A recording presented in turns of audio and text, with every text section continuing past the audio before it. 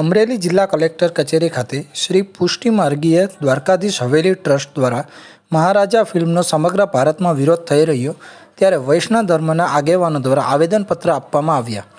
અમરેલી જિલ્લા કલેક્ટરને આવેદનપત્ર આપવામાં આવ્યું છે ત્યારે મહારાજા ફિલ્મનો સમગ્ર ભારતમાં વિરોધ થઈ રહ્યો હોય જેને લઈ વૈષ્ણવ ધર્મના આગેવાનો દ્વારા ઠેર ઠેર આવેદનપત્ર આપવામાં આવ્યું.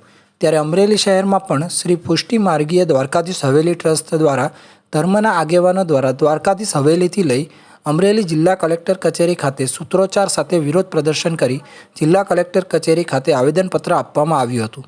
સમગ્ર વિશ્વમાં મહારાજા નામની ફિલ્મ રજૂ કરવા માટે હિન કક્ષાનું આયોજન કરાયું હોય જેથી આ ફિલ્મનું વર્લ્ડ રિલીઝ તુરંત અટકાવવામાં આવે, આ ફિલ્મ ઉપર પ્રતિબંધ મૂકવામાં આવે તેવી માંગ સાથે કલેક્ટરને આવેદનપત્ર આપવામાં આવેલ.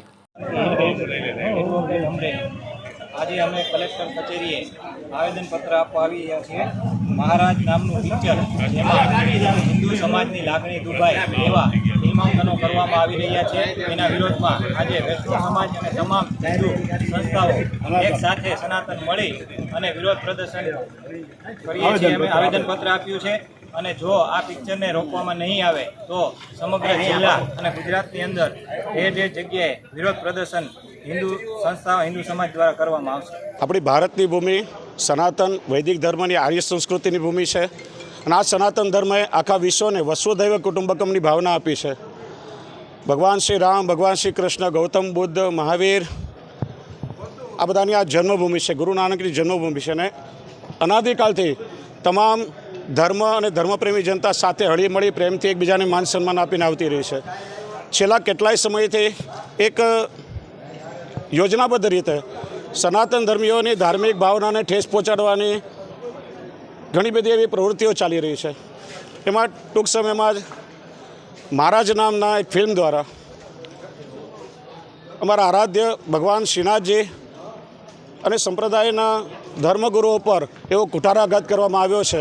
એવા અશ્લીલ બીભત્સ ચિત્રો દ્વારા સમાજની ધાર્મિક ભાવનાને ઠેસ પહોંચે એ માટેનો એક દુષ્પ્રયાસ છે. અમે લોકો એને વખોડી કાઢીએ છીએ કારણ કે આપણો સમાજ ધર્મપ્રેમી છે.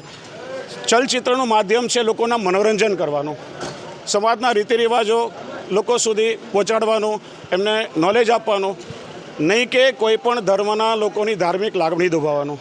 ચાહે હિન્દુઓ, ચાહે મુસલમાનો, ચાહે ક્રિશ્ચનો, ચાહે જૈનો, ચાહે શીખો, કોઈ પણ ધર્મના ધર્માચાર્યો કે એમના આરાધ્ય દેવ પર આ રીતે ખોટું ચિત્રણ આપીને લોકોની ધાર્મિક લાગણી દુભાય એ કોઈ પણ કાળમાં યોગ્ય નથી અને એને કોઈ પણ ધાર્મિક પ્રજા સાખી નહીં લે.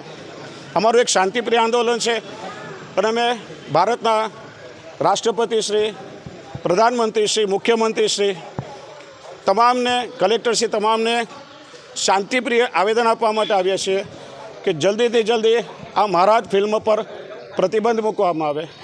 મહારાજ નામના એક નવલકથા પરથી આ ફિલ્મ બન્યું છે. નવલકથા ઉપર પણ પ્રતિબંધ મૂકવામાં આવે જેનાથી લોકો શાંત થાય અને જો પ્રતિબંધ નહીં મૂકાય અને ફિલ્મ રિલીઝ થશે તો સમગ્ર વિશ્વમાં 4.5 કરોડ વૈષ્ણવ અને 85 કરોડ સનાતન ધર્મી હિન્દુઓ છે એ બધામાં જો ઉગ્ર રોષ આવશે તો કદાચ ઉગ્ર આંદોલનનું રૂપ ધરી શકે, લોકોને ન રોકી શકાય.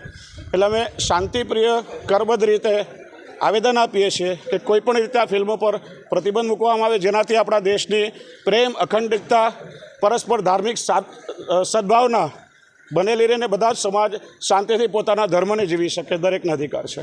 અશોક મણવર, તન્ના સમાચાર, અમરેલી.